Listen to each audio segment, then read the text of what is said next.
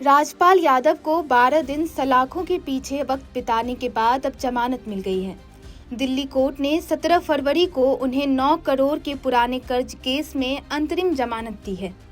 जब कोर्ट का फैसला आया, इसके बाद पहली बार व्यापारी माधव गोपाल अग्रवाल ने पैसे के झगड़े को लेकर बात की है। ये वही व्यापारी हैं जिन्होंने राजपाल यादव को कर्ज के तौर पर पैसे दिए थे, लेकिन वापस न मिलने पर पिछले 10 सालों से लड़ाई लड़ रहे हैं। यहाँ तक कि उन्होंने पैसे लौटाने के लिए भीख तक मांगी थी। उन्होंने यह भी बताया कि वह राजपाल यादव से कैसे मिले, साथ ही उनकी बातों में उनका दर्द साफ झलक रहा था। आइए अब आपको पूरी कहानी बताते हैं।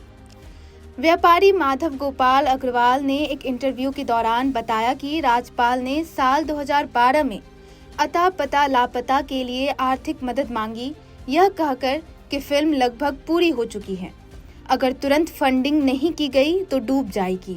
और वह राजपाल से पूर्व सांसद मिथिलेश कुमार कठेरिया के थ्रू मिले थे। उन्होंने आगे बताया कि पहले उन्होंने पैसे देने से मना कर दिया था, लेकिन राजपाल की पत्नी राधा ने उन्हें कई इमोशनल मैसेज भेजे और मदद की गुजारिश की। इसके बाद वह मदद के लिए राजी हो गए।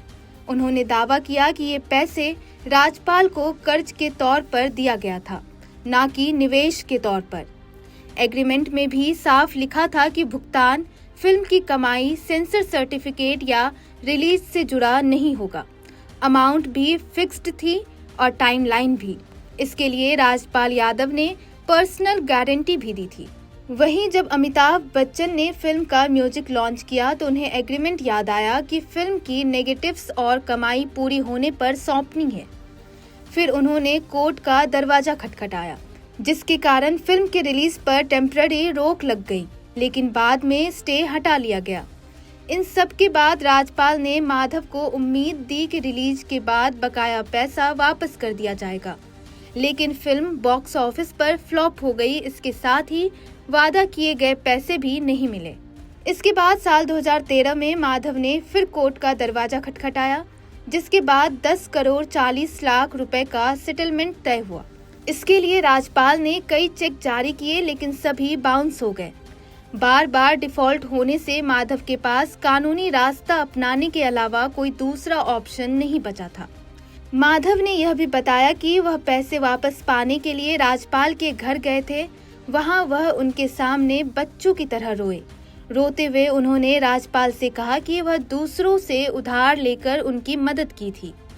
कम से कम भुगतान की डेट बता दो या नया एग्रीमेंट फाइनल कर दो। इस तरह वह उनके सामने अपने पैसों के लिए भीख मांगते रहे। आगे माधव ने कहा कि मैं एक बिजनेसमैन हूँ, मुझे किसी के बर्बादी में कोई दिलचस्पी नहीं है, मुझे सिर्फ अपना पैसा वापस चाहिए। News report, India.com।